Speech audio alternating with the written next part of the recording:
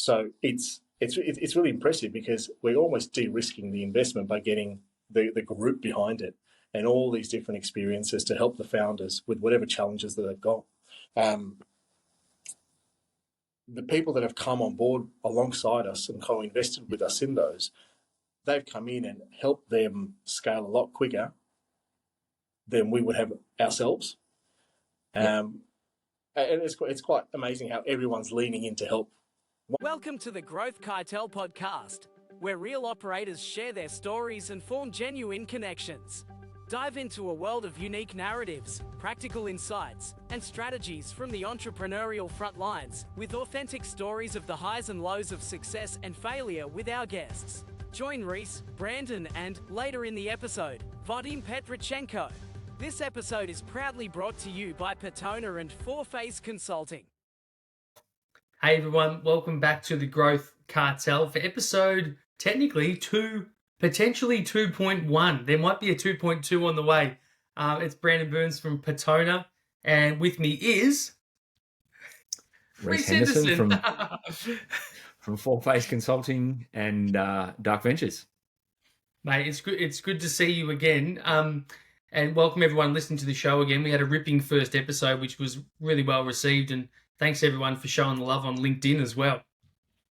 I can now put podcast producer on my skill set. I would say maybe entry level, graduate program, perhaps even intern. Not to be underrated. You know, there's a lot involved. It's a stepped process, isn't it, Rhys? It is a step process.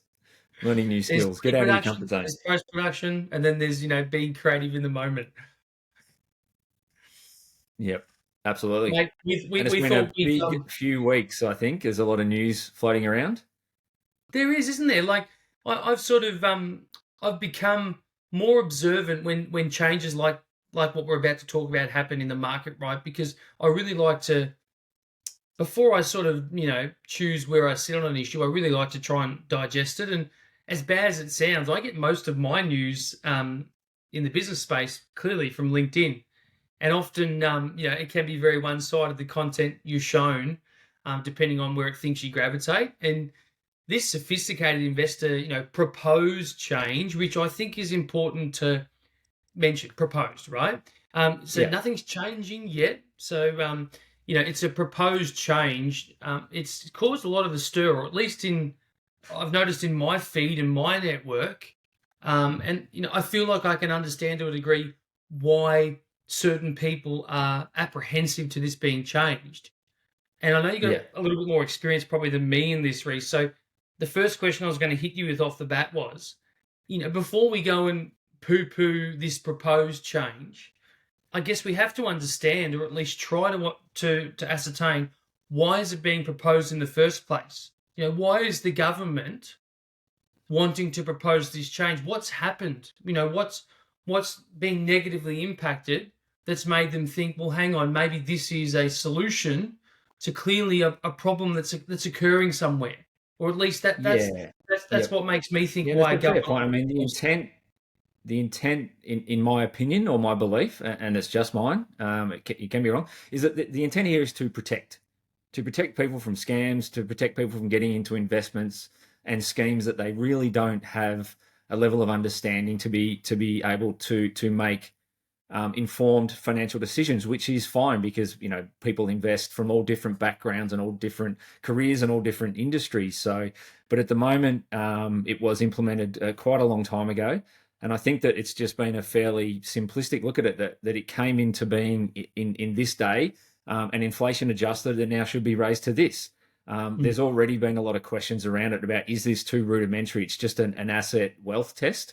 So it's going from having an annual income of $250 a year and assets of $250 up to $450 income 2.5. and or assets of 4.5. So, that's an incredible jump. And I think that what hasn't been looked at or considered, from what I can see in terms of the commentary and what I've been able to get access to, is that it's being not understanding the unintended consequences or the second order effects of that, and particularly in the startup ecosystem in Australia. And that's where I've been involved in some of the conversations online, and I've seen a lot of great things written and people making really, really sound proposals to go and talk to government about. So I think there's a lot of positive to come out of it.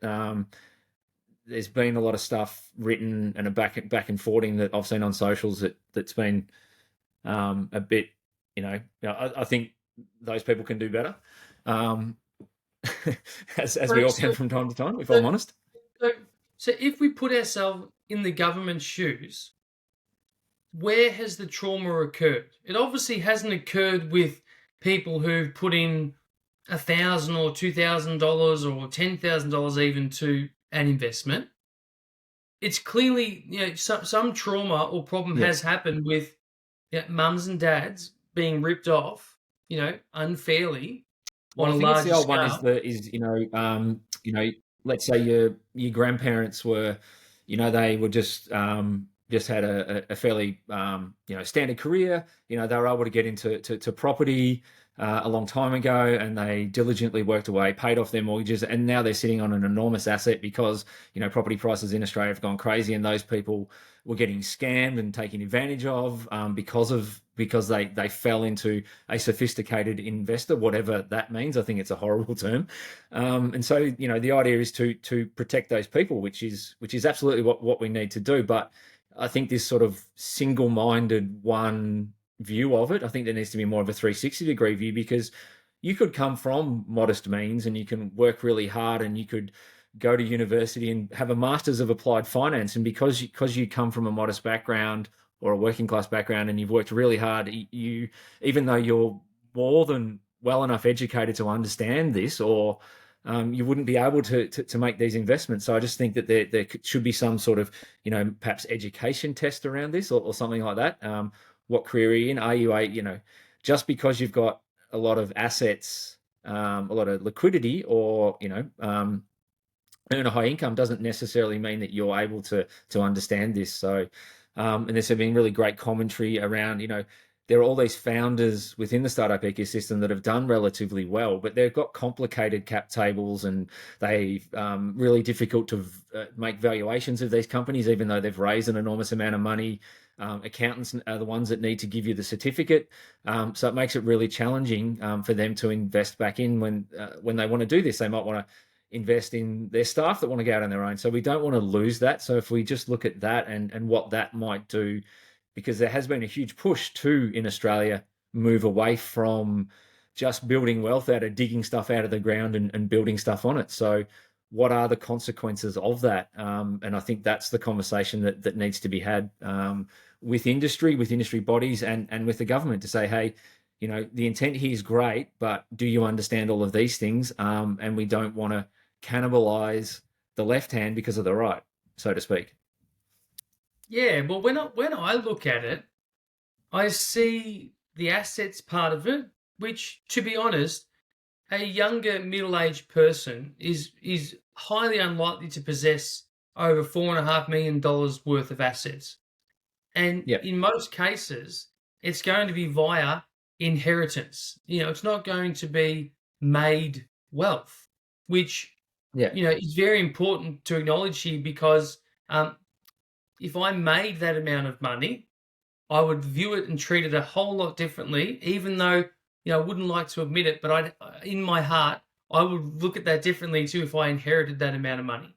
But all of a sudden, it qualifies me to be able to participate. So that to me seems, indifferent. But more so, last day of school holidays, you can probably hear a debate going on in the background here as well. What's that? I have a debate going on in the background here as well, the last day of school holidays.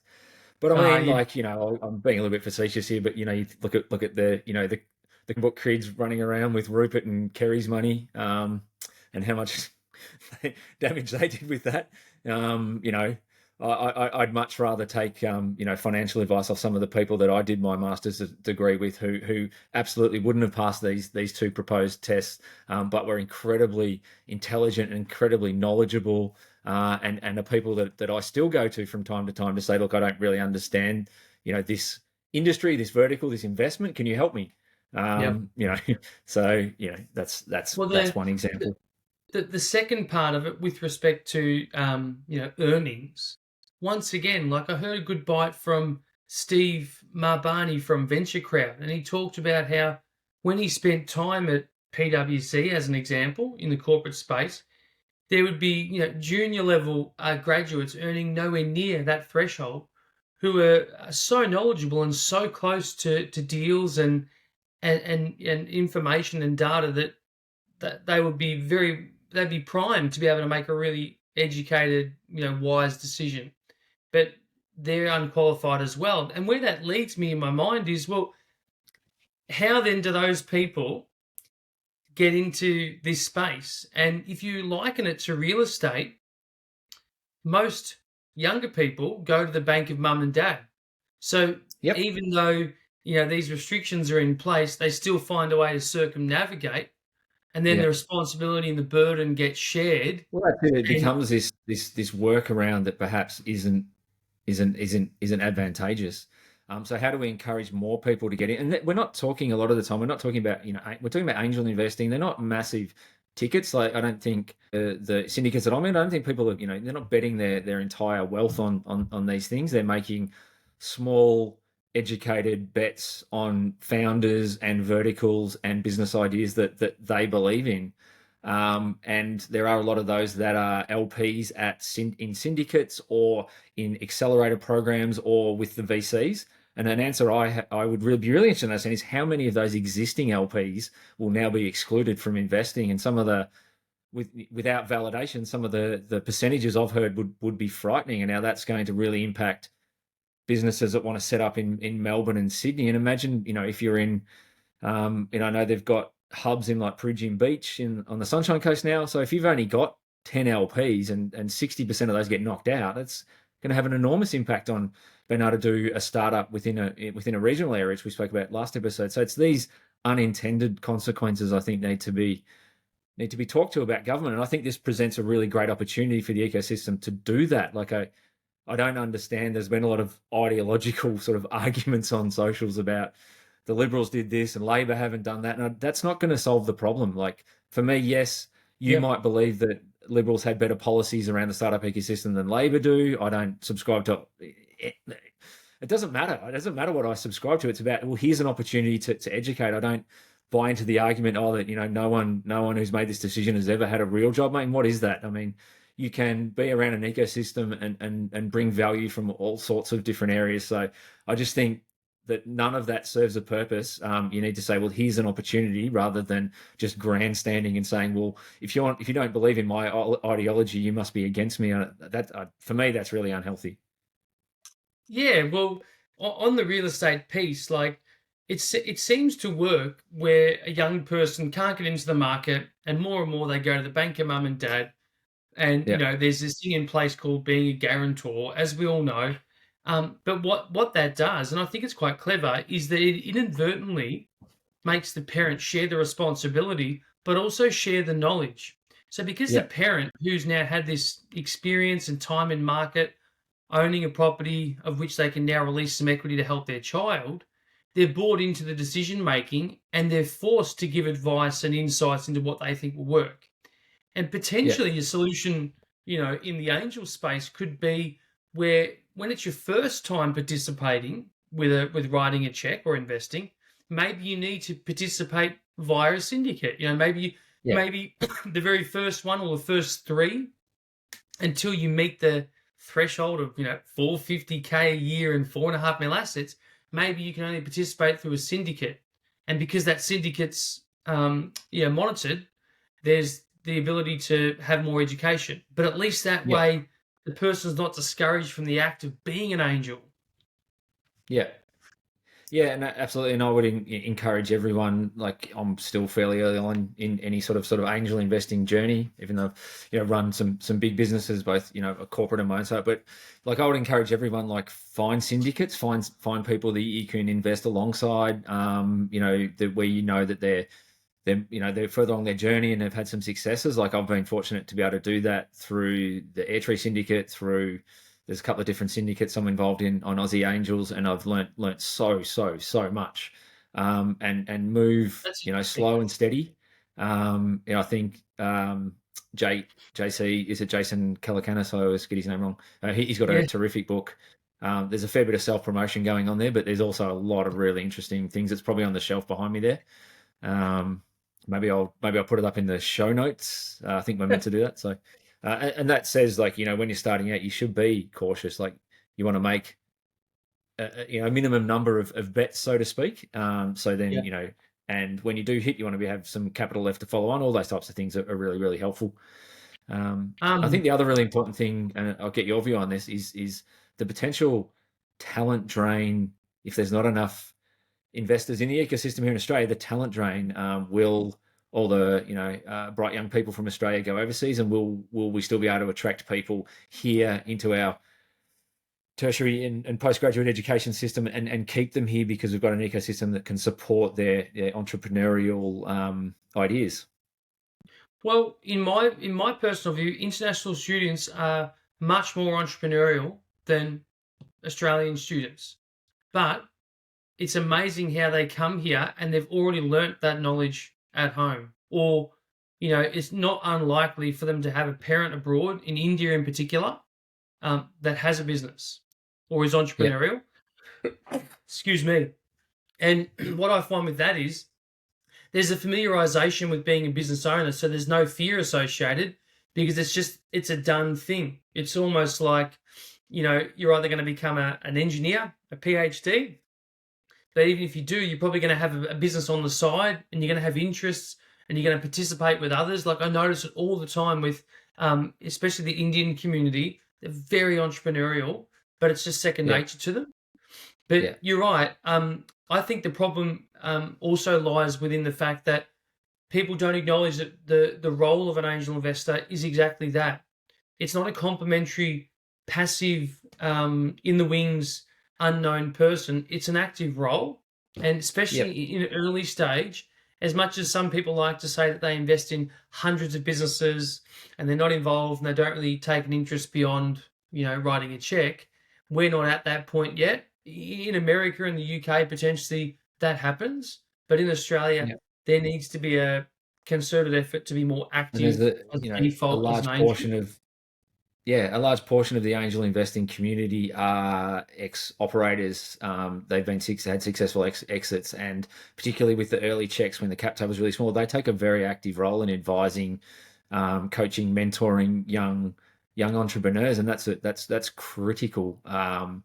To getting these from idea concept stage into that sort of revenue generating stage. And there are, once you have something to lend against, you have a business of that has tangible value or tangible revenue. There's other ways to fund it, but these equity investments and safe notes and things like that are the ones that get from concept stage into actual some market traction. So let me ask you a question, please. Yep.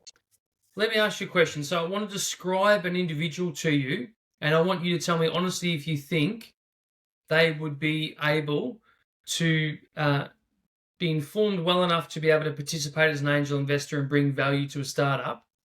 Yeah. So this individual is earning less than $200,000 because they own a scale-up and they're not paying themselves a high wage because they're investing back into their business. They then sell their business, their startup, for $10 million, right?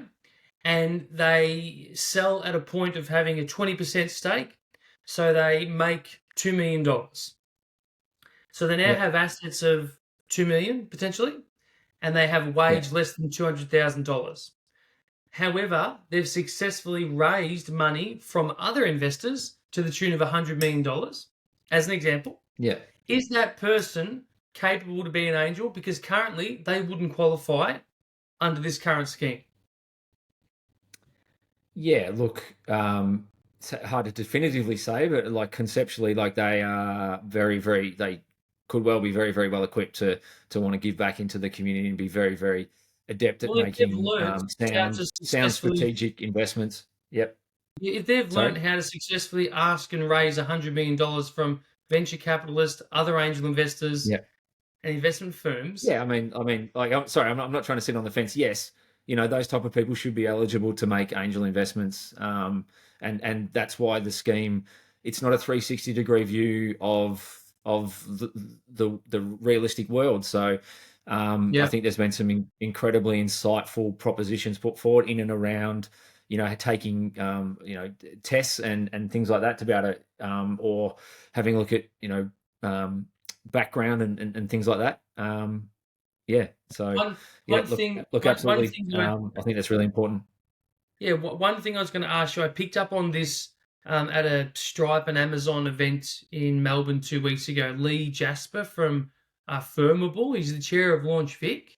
He made a really Yeah. good point where he said, it's okay to acknowledge that the investors come first. And what he meant by that Yeah. was, to attract the best, but also to communicate well, maintain their interests, and reward them first when the time comes. Yeah. And that to me speaks again to the fact that I reckon we almost need to treat an angel investor as an actual vocation, like a full time thing, because when you look at the ecosystem, I think there's people that are destined to be founders, and I Yeah. thought I was. And if I'm being honest, putting my ego to the side, I think I actually are suited better to really complementing an early stage founder, but not being the founder myself. And, you know, that just speaks to knowing what my strength is. But the same can be said for the person that has a diligence to invest early into that founder's journey, but also because they've developed themselves as a professional, like Jason Calacanis, who's the leading example in America, they're able to influence and take other people along for the journey to be an angel. And that's why I think the solution to this problem, like you said, is more having to participate in a group first. And I say that because when I worked for the Angel Investor Division, and we got hit by COVID. So we were like, what do? We can't run events. And so we pivoted and we ran a podcast where we interviewed over 100 angel investors, and 80% of them were abroad Yeah. in the US. And they Yeah. all talked about how they participated with others. But also, they all bought each other deal flow all the time. They were very open to always receiving deal flow and Yeah. sharing, and even if they don't participate, they'll consider everything and they'd share it around. So that told me that there was a mature community that existed where people understood that there was a role to play. And I agree with you. I think it's just going to scare people away from this Yeah. vocation because they'll think, oh, Yeah. there's obviously something wrong with it, or too much can go wrong. So I'll just go Yeah. and buy an investment property. Yep. Yeah, no, I think this has been a really valuable conversation. And then, later in the episode, you'll see me here with and hopefully a special guest as well. So there's certainly a lot of passion around the ecosystem in this space. So stay tuned. The only thing I'd say is, and I could be wrong, maybe it's already happening, but just a call out to the industry bodies. I haven't seen anything come from you yet, so please step up. This is important. Absolutely. And Growth if you already Cartel. have and I haven't seen it, I apologise for that comment. Nah, mate, we're not. It's not. I agree. I don't want to be seen as poo-pooing it, but Yeah. it's one thing for everyone in our community to be vocal about it. But that's why I sort of tried to lead at the beginning by saying, well, hey, if the government is saying this, obviously something's occurred that's made them think something this drastic needs to happen. Yeah, it doesn't. Yeah. It doesn't feel like it's a way for them to make more money because it's going to detract less people, unless they just want everyone to put their money into property because we need to build more houses and there's a shortage. But Yeah. But I yeah, just don't think getting on socials and grandstanding and chest thumping and I just don't think it's helpful. Like let's all get together. Everyone's got a different view and everyone's entitled to their different view, and we should be curious about that. And I see it as an opportunity to educate the current government on why these changes could have a very detrimental impact on a really important part of our future economy. hey Rhys, before we go, can I ask you for a hot tip for the Super Bowl in a couple of weeks' time? Oh, it would be difficult for me to give an objective tip because I'm a 49ers fan. All I Wow, was, done all a I good say is job. that I think Brock's an emerging quarterback, Mr. Irrelevant, because he was the last pick in the draft and going up against Patrick Mahomes. The with prodigy. with Taylor in the stands. Yeah, yeah. They're a I star-studded think team, the 49ers, and but they've got a generational, once in 100-year talent at quarterback for the Chiefs. So I look forward to it, watching it. I know a lot of people don't get it and don't understand the sport. I somehow I'm hooked. I think the funniest thing I've seen this year in the NFL was when the coach of Kansas City's mustache froze in the weather conditions, and he actually had Yeah, icicles. I think it was like Celsius was like minus 25 or something. So I don't even know if I could go outside. So one thing I Yeah, will say, like if even if you're not really interested in the sport, but in terms of a production, the Super Bowl is the biggest show in town, and this one is going to be in Vegas. They've got the brand new stadium. They've got the Sphere. That's going to be, if you want to look at how to promote and look at a slick event, it's an amazing production. Yeah, I certainly won't be doing much work on that Monday, but yeah, it's the biggest show on earth. Like, it's amazing to see how they monetize the space in between breaks and halftime with the commercials. And it takes me back to a couple of years ago when I remember John Butler Trio actually sued. I think it was a big yogurt company that used a jingle that sounded very similar to one of his songs, and he actually won. And it wasn't until then that I realized, wow, the stakes are that high because of how much influence a Super Bowl ad can have over a consumer, that a little old Aussie band would go, you know what? No, I'm going to put my foot down and I'm going to recuperate on that opportunity where someone's leveraged my material. And yeah, and it feels like ever since, mate, the halftime entertainment in particular has just gotten bigger and bigger and bigger. And I remember reading, I think it was 3 years ago when The Weeknd was the halftime entertainment, yeah, and he actually made a decision ahead of time to spend $3 million of his own money on the production of his halftime show, yeah, because he saw that much value in promoting his brand. And if he delivered a show of a large yeah, enough and impressive enough scale, it would propel his album and his position as an act.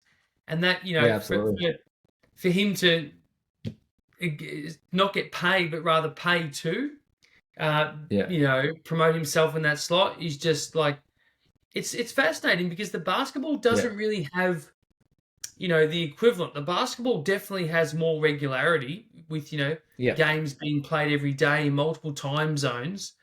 But the Super Bowl, really, for a condensed 16-week thing, is like Well, the thing with American football is it's the only it has its own day.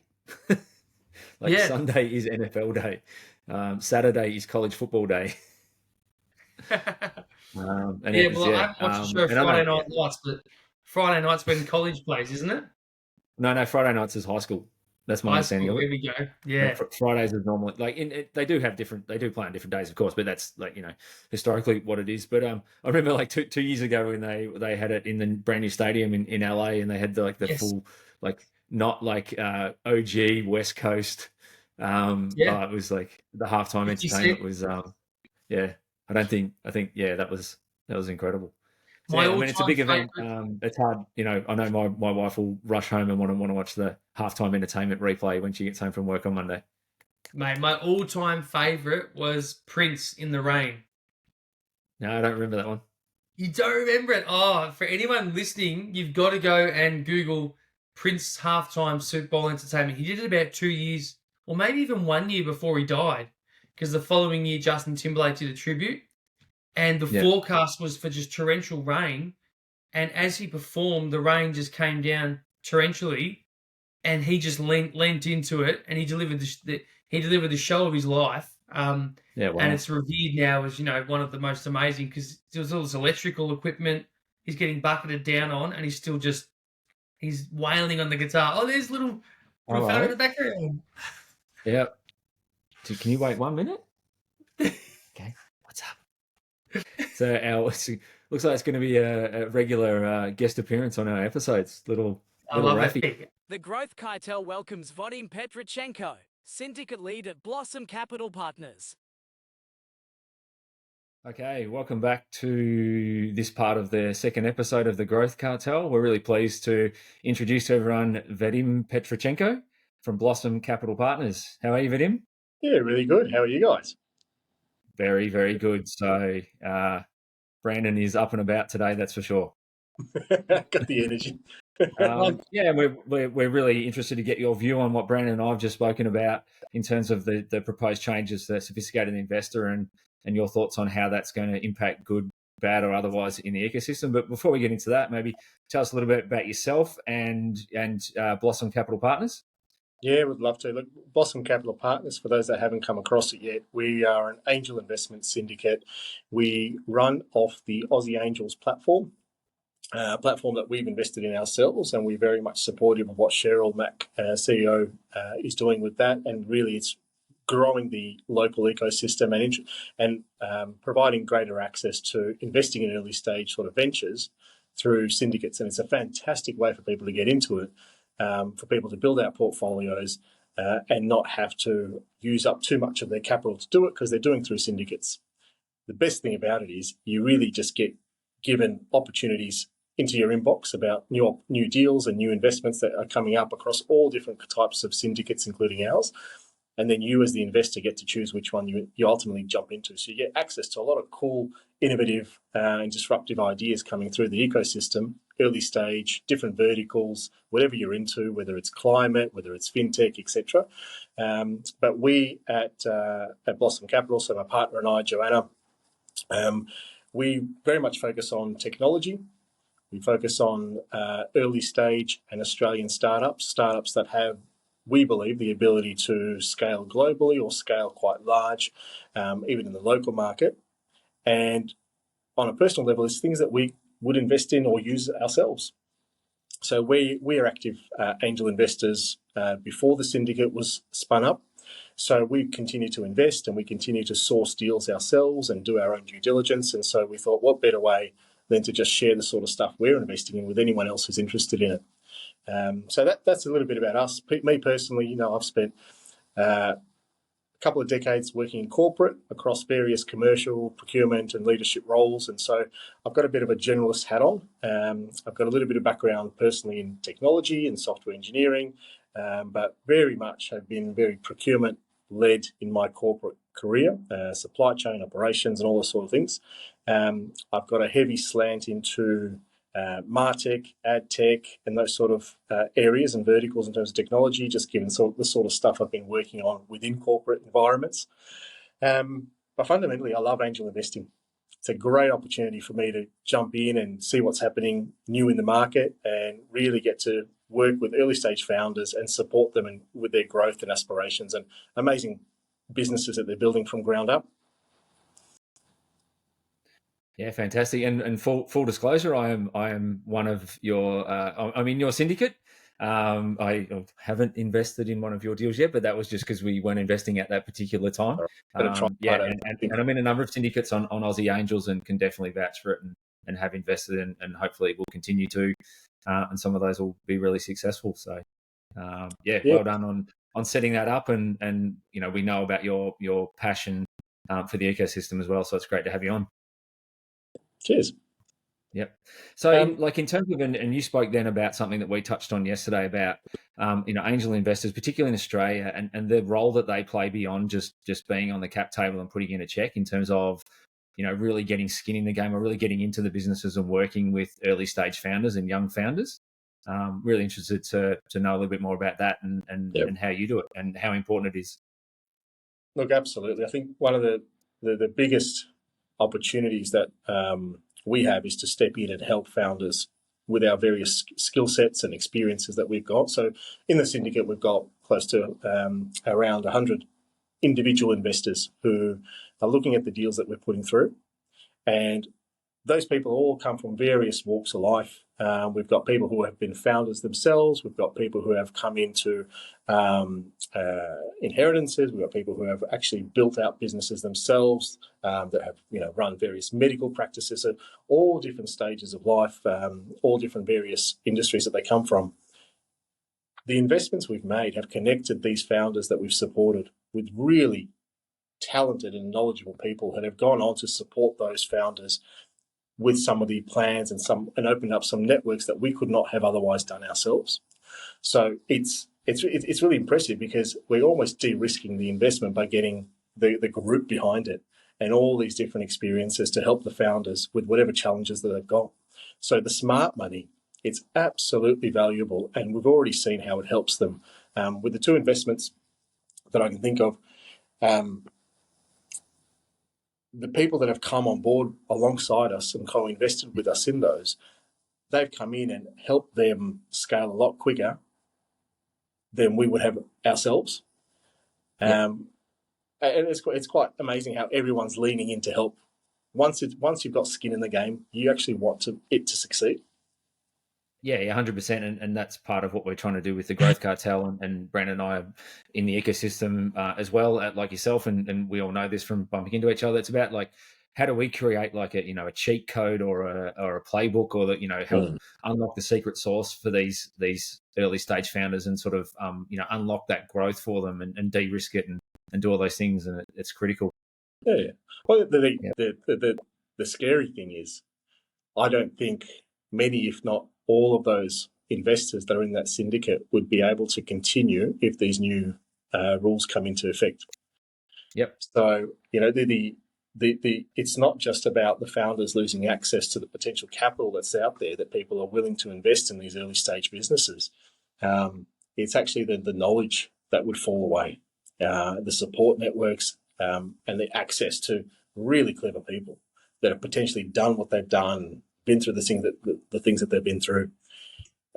That's the concern for me with this, among other things, which I'll get into. But I don't think the syndicate would be viable moving forward. I'm not sure that there would be many left over available if the new hurdles were put into effect, which are a little bit of a dull instrument. There's probably better ways to figure out who should and shouldn't be investing, but it's really going to limit and stifle access to capital and innovation, and just I'm not sure it's going to have the intended positive effects if you think at a more macro.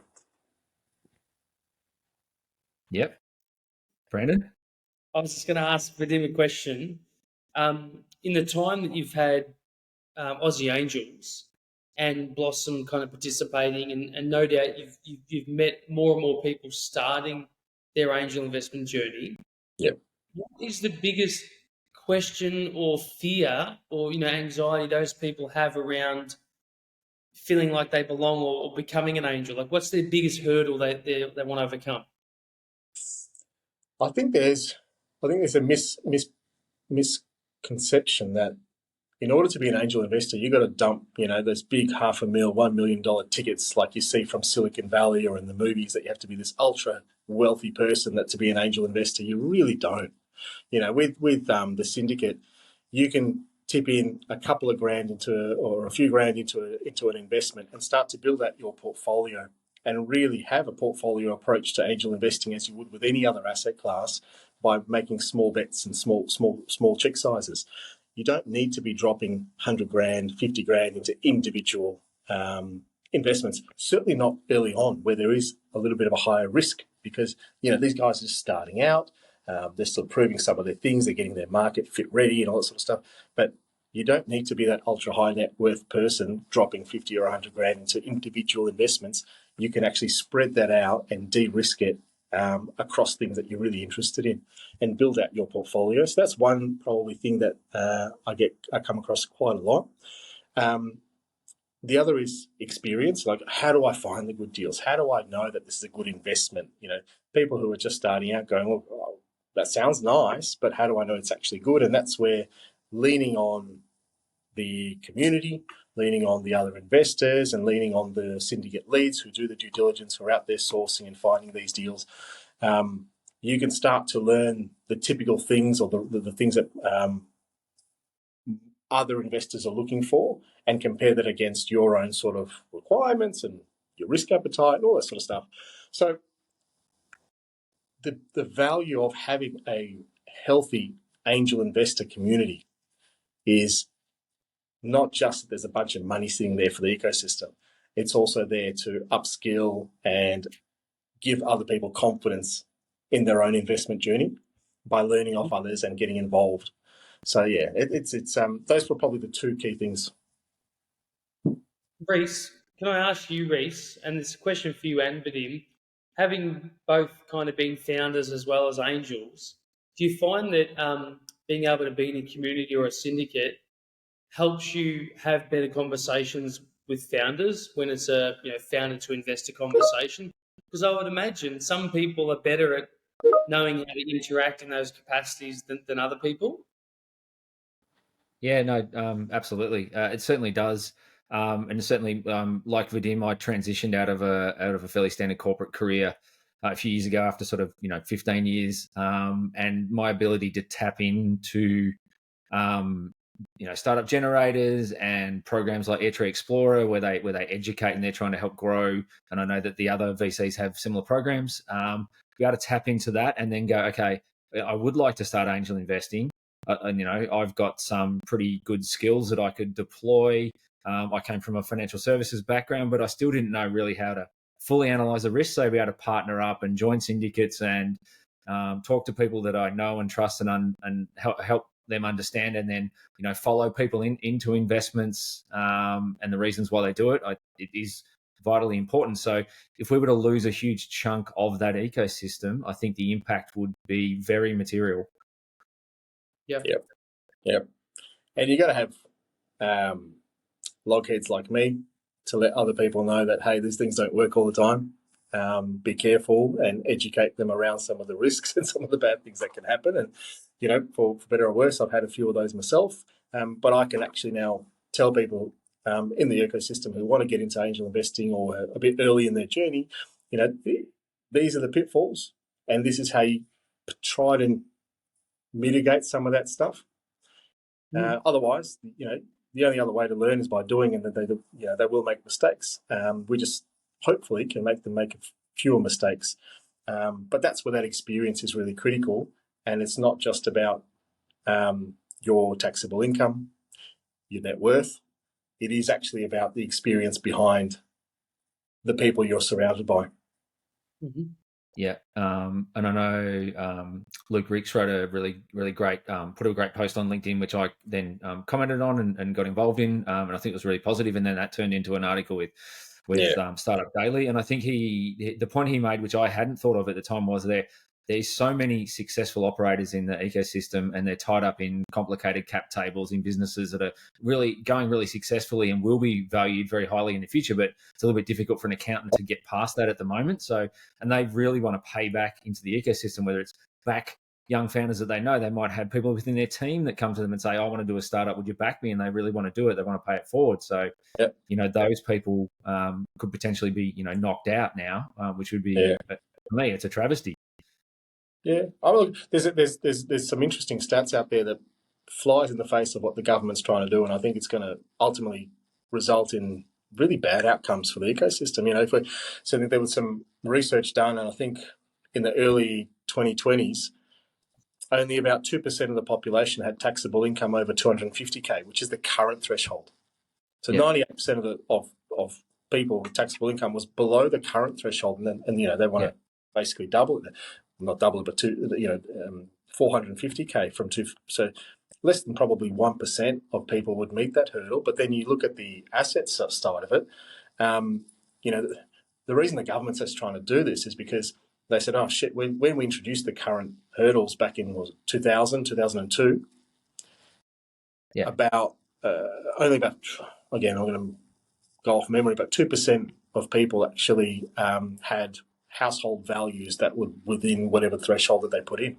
Now it's about 15, 16% of population. It's a lot higher. So the government's saying, oh no, we've got all these people that could potentially fall under this new category just because of the value of their homes has grown. But when you look at the data, again, only about 10% of households had a net worth of 2.5 million, which is today's hurdle. If you're up at 4.5%, again, you're not going to, I don't think it's going to achieve what the government's trying to achieve. In fact, it's just going to have a detrimental impact. And the other thing, which is really interesting, our ecosystem, as well as the broader communities and economy, we're trying to find ways to bridge the gender divide and the gender pay gap and all that sort of stuff. We know that women earn generally less overall. And so by now making it even harder for them to get into this stuff and be sophisticated investors simply by a hurdle, I don't think it's going to help that divide anytime soon. It's actually going to make it worse. So it's going to remove the accessibility to investing in startups and other things that sophisticated investors can do to women.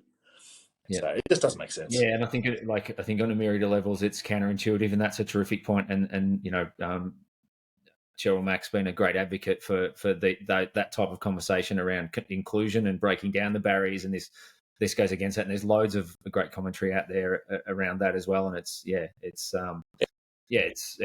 like materially. And just I guess sort of last question from me, and obviously understand your other frustrations toward the end, but in terms of the talent drain, so what happens when the investor pool in Australia shrinks by 10%, 20%, and I've heard numbers thrown way, way, way higher than that. So what happens to that is those ideas just pack up and go overseas, and the people that would be coming to Australia now and going to our universities and then wanting to start businesses here just go, well, the ecosystem just is a quarter as big as it was before this legislation was proposed.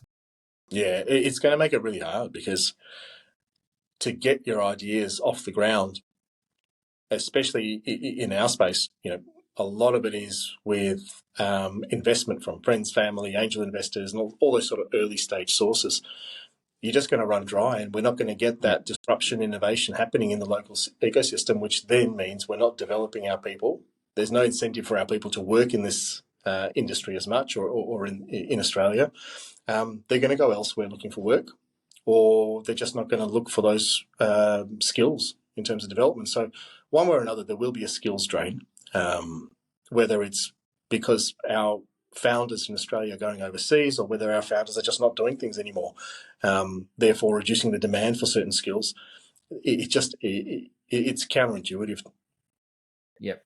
Yeah, I mean, I'm mentoring and advising a couple of businesses through Startup Bootcamp at the moment out of Kenya, and I'm learning so much about the ecosystem there and all the benefits of if you wanted to do it, go there and do it. So in the developing world, where they want to start to build these things up, they're going to start to throw a lot of incentives to get talent to those markets to start businesses there. And in my opinion, this legislation is taking us in the opposite direction to that. Yeah, and look, if you think about the reverse of, I'm really hesitant to invest overseas. Yeah. And from an angel's perspective, it's because, my networks are here locally. So if I'm going to get involved and try and help, it's because I know people locally and I can work with the founders. But if I then start to invest overseas, and so you can imagine if then our founders locally are asking for overseas investors to come into the Australian market, those overseas investors like me potentially were going, well, time difference is a bitch. I don't really want to be up at midnight talking to people in another country just because I'm investing. I'd rather invest in other areas, but also tax implications for overseas investors trying to get into Australia. Makes it harder. It doesn't make sense. A little bit harder to get the brass knuckles out and go around and see the founders and make sure they're doing the right thing. Yeah, that's it. Look, if I think about potential positives, maybe we will see more investors from the local Asia markets come into Australia, look to Australia, because they know that they can probably get better terms because there's less investors locally. That's a potential positive, but I'll say it outweighs any of the negatives. So how do we influence government through the ecosystem? And I had a question earlier in the episode for me, like, where are our industry bodies on this? Like, they appear to have been very quiet. Yeah. Like we've seen a bit of social commentary around where has the Tech Council of Australia been, and some of those other bodies. I see Startmate Michael Batko coming out and supporting our efforts now, and Cheryl's been championing it as well, and we see some other people coming out. 1013 has started to be a bit more vocal about it. So we do need to encourage people to voice it. I believe we now have an extension from Treasury to consider our ecosystem's inputs or feedback into the proposed legislation. it was a knee-jerk reaction by Treasury in response to pretty complex property-specific sort of managed funds, swindling your mum and dad investors and all that sort of stuff. Yeah. I hope that they kind of take a step back and take a breath and go, right, maybe we just kind of went a bit too heavy-handed at it. But I saw another gentleman sharing the details of your local federal members of parliament, contact details of how to contact them. So look, obviously reach out as much as you can. Encourage people to voice it. When you see stuff online, get involved, get active in the conversation, and give it more visibility. And I know there was a petition going around. There's a few other things, so I'll try and strip up as many of those things as I can and pop them in the show notes if people are interested. Yeah, absolutely. Brandon, yeah, we're just going to any try. last thought? We're going to have to get Vadim on again. We'll go a bit deeper. Maybe a good idea for listeners. That's as deep as it gets, Brandon. Just to circle back with you, Vadim, would be let's go through an example of a syndicate journey for a first-time angel. Like, I reckon that'd be so cool. We could get maybe yourself and Vinko or Cheryl on the show, and we'll, for listeners who are maybe seeing this and considering becoming an angel, well, let's simulate the process, because I'm taking away from this that it's easier than a lot of people think. But from my personal experience, some people struggle with the role or the title angel investor. And really, it's just another cog in the wheel of helping a startup be super successful, and someone's got to play that role. Yeah, and I mean, I came out of very traditional sort of banking and financial services, so it's a very different risk profile. It's a very different investment thesis in and around the power law and making sure you've got to commit to making a certain amount of investments, because it is very early stage and there's a myriad of things that can stop a business from being successful that are completely out of control of the founders and the investors and the board and the advisors. So it is very different. And I think, syndicates and the programs that a lot of the VCs have set up in educating and trying to grow the ecosystem and break down the diversity, problems and make it more inclusive of are really, really, and I've been fortunate enough to go through a couple of those that have been invaluable. Yeah. Look, the way I kind of think about it is, I've dabbled with shares, and I've never been successful with shares. And I haven't thrown too much behind it. I've kind of tried it a little bit with a little bit of money, and I'm just no good at picking shares. But as a retail investor, if you look at the data, on average, the typical trade on shares is about $5,000. If you look at the All Ords and all the volumes and the values. So if everyday retail investments and trades are about $5,000, and syndicates allow you to probably build a portfolio for less than that per investment, you kind of wonder, is there a little bit more nuance that Treasury probably needs to look at with these regulations they're trying to put through? Yep. Yeah, agree. 100%. And if you do come back on, obviously Brandon's going to have to lift his shirt game. So you've got us covered, got us very, very well covered today. For those listening, lumberjack means nothing to you, but it's all right. He's got the t-shirt. It's cool, Dad. You're going to go home and chop some wood on the Geelong hobby farm on the. He's it, mate. We haven't got electricity, so I need to get the combustion stove. Yeah, you still got dial-up internet. Vadim, you have been a superstar. Thank you. Yeah, thank you so much. Cheers, guys. And if people want to get in contact with you, what's the best way to do it? Look, the Aussie Angels Syndicate would be a fantastic start. So jump onto the Aussie Angels platform and look for Blossom Capital Partners. We're an early stage technology investment syndicate. LinkedIn, always happy to have a chat with people and connect on LinkedIn. Vadim Petrichenko, and I think those will probably be the best ones. Yep. And he is a competitive basketballer, Rhys, as you know, for anyone listening and watching. Love my buddy. He's a man after my own heart. He steps on the basketball court and he's going 100% until he physically can go. No, there's no pacing himself. All of about 2 minutes, but we try. Really appreciate your time. Great insights. Great to have you on. Thanks, Brandon. Thank you, guys. Thanks, Vadim. Thank you. We'll see you on our next episode. Bye. Yeah, yeah, yeah, yeah. Thanks for listening to this episode of The Growth Cartel, brought to you by Petona and Four Phase Consulting.